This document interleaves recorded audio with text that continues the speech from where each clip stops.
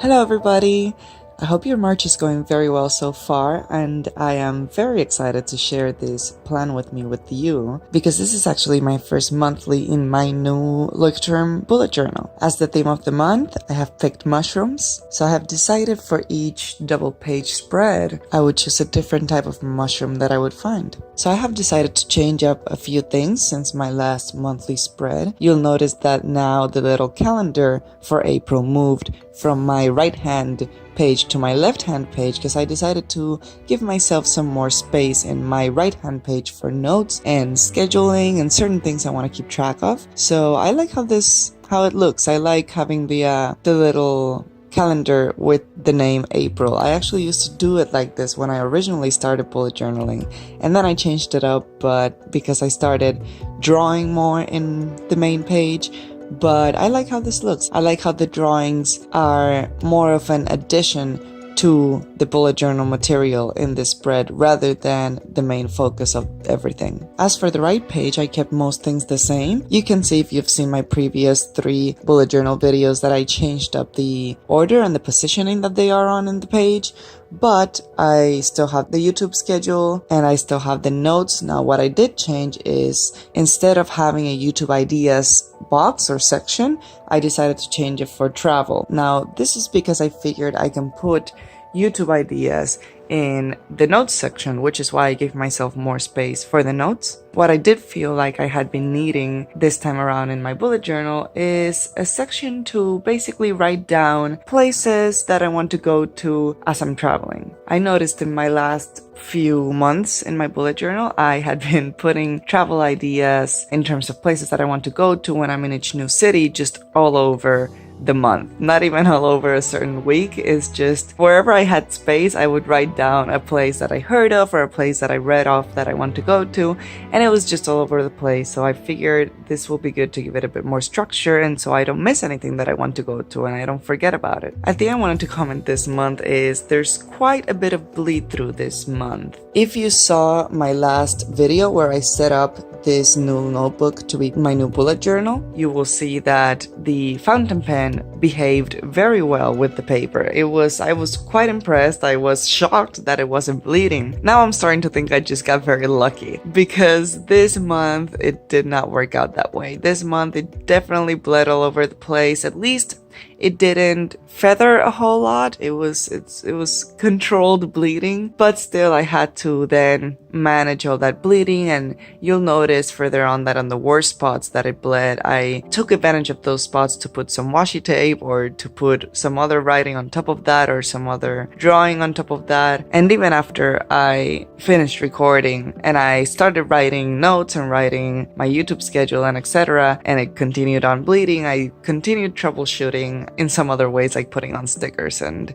other drawings and stuff like that. So you will see in the next bullet journal video when I do my May plan with me, I will do a little flip through on how April turned out. So you will see everything I did to cover up all those bleed through spots. Of course, to change this for the future, since I do want to continue using fountain pens in my bullet journal, I just figured for next time I'll just pick a drier fountain pen to use. I have the manuscript calligraphy fountain pen that you can find anywhere. I bought mine at Blick, but I've seen it in many art supply places. It's just a basic calligraphy fountain pen that a lot of people start with, and that was actually my first fountain pen. So I tried doing, it's not on this video, but I'm just telling you in case it's helpful, in case you're looking to use fountain pens in your bullet journal. I tried doing my second weekly spread using that pen, and it worked out wonderfully. It's a much drier pen. It doesn't shoot out as much ink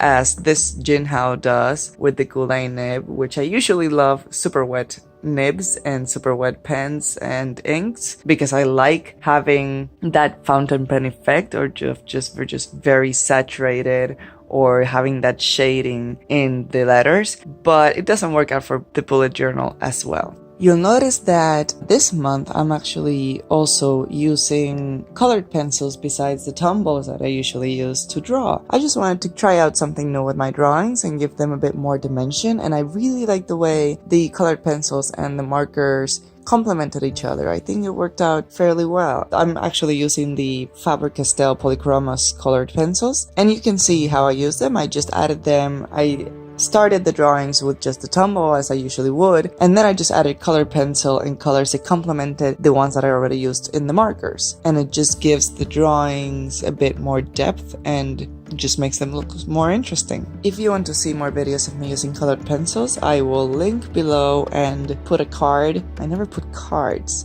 but I will put a card on a drawing that I did with mostly colored pencils. I used watercolor for the background, but the main element of the drawing, which is most of the drawing anyway, was made with colored pencils, and it's a very fun drawing. You should check it out if you haven't. It's sort of me designing my ideal traveling caravan. Colored pencils have actually always been my default art medium. I haven't used them as much on YouTube. I think that caravan video is the only one I have so far, but colored pencils have always been my default. I used to use them so much during high school, especially when I was working on the portfolio. Half of my pieces were colored pencils. That was just always my go-to medium. So it's still one of my favorites. I've been experimenting with a wider variety of mediums lately that I didn't used to learn at school, but colored pencils are always my comfort zone, and the ones that I always go back to. I will never get sick of them.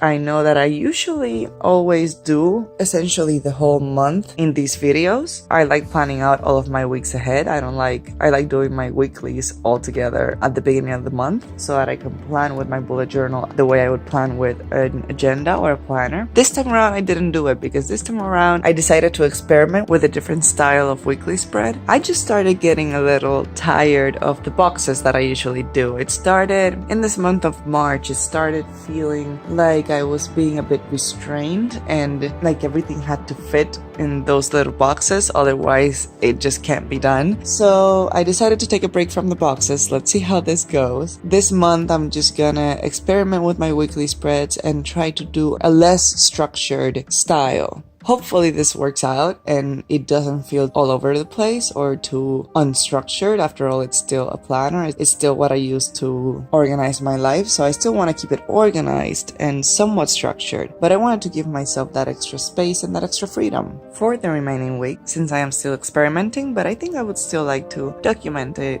in some way. I'm thinking I might do Instagram live videos when doing weekly spreads. So if you'd like to follow me on Instagram and not miss it, I will put it on the screen right now, Galleon Calligraphy. And at some point in the month of April, I'll do at least one weekly spread on a live video and see how it goes. And if I enjoy it and it's a good experience, I'll probably keep doing my weeklies on live video format. That's it. I hope you enjoyed this video. I hope your March finishes wonderfully and April is even better for you, and have a fantastic day. Bye!